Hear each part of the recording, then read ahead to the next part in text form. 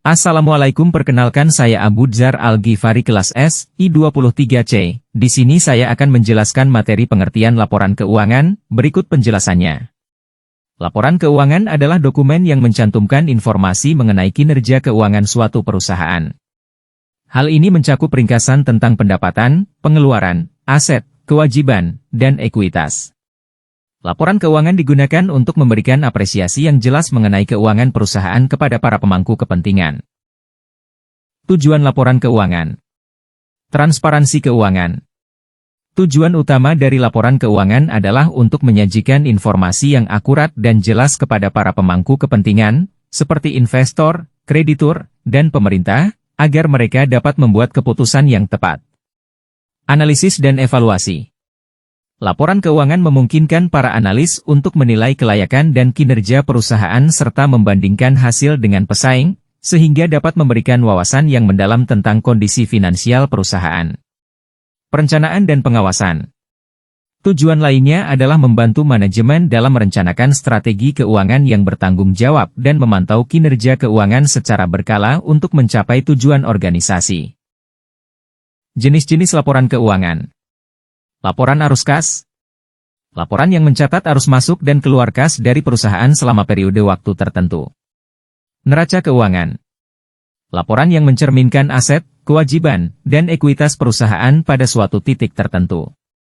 Laporan laba rugi. Laporan yang menunjukkan pendapatan, biaya, dan laba atau rugi perusahaan selama periode tertentu. Analisis rasio keuangan. Liquidity ratios. Rasio cairan mengukur kemampuan perusahaan untuk memenuhi kewajiban finansial jangka pendek. Profitability ratios. Rasio profitabilitas mengevaluasi kemampuan perusahaan untuk menghasilkan laba dari pendapatan yang dihasilkan. Debt ratios. Rasio utang memberikan wawasan tentang tingkat kewajiban perusahaan dibandingkan dengan ekuitasnya. Metode analisis laporan keuangan. Metode horizontal. Membandingkan data keuangan dari tahun ke tahun untuk melihat tren dan perubahan. Metode vertikal. Menganalisis persentase setiap pos dalam laporan keuangan untuk mengidentifikasi pola struktural yang mungkin terjadi.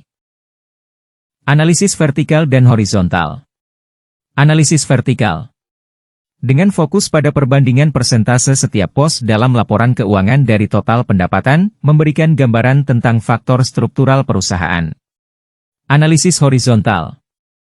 Menyoroti perubahan angka dari tahun ke tahun dan membantu dalam menilai tren kinerja perusahaan dalam periode waktu tertentu. Analisis tren dan perbandingan. Identifikasi tren. Membandingkan data historis untuk mengenali tren panjang atau pendek dalam kinerja finansial perusahaan. Analisis kompetitor. Melakukan perbandingan dengan pesaing untuk mengetahui posisi relatif perusahaan dalam pasar. Proyeksi masa depan. Melakukan proyeksi berdasarkan data historis dan perbandingan untuk merencanakan strategi keuangan ke depan. Interpretasi hasil analisis. Informasi lengkap. Laporan keuangan memberikan informasi lengkap tentang situasi keuangan perusahaan. Basis keputusan. Hasil analisis membantu manajemen dalam mengambil keputusan yang bijaksana terkait perencanaan keuangan dan strategi bisnis. Transparansi. Menyajikan informasi secara transparan untuk memenuhi kebutuhan para pemangku kepentingan. Kesimpulan dan rekomendasi. Implementasi perbaikan. Berdasarkan analisis, dapat diidentifikasi area di mana perusahaan dapat meningkatkan kinerjanya dan diusulkan strategi perbaikan yang sesuai. Rekomendasi investasi. Memberikan rekomendasi terkait investasi berdasarkan hasil analisis keuangan. Rencana aksi. Menyusun rencana aksi untuk mengoptimalkan kinerja keuangan dan mencapai tujuan organisasi. Terima kasih.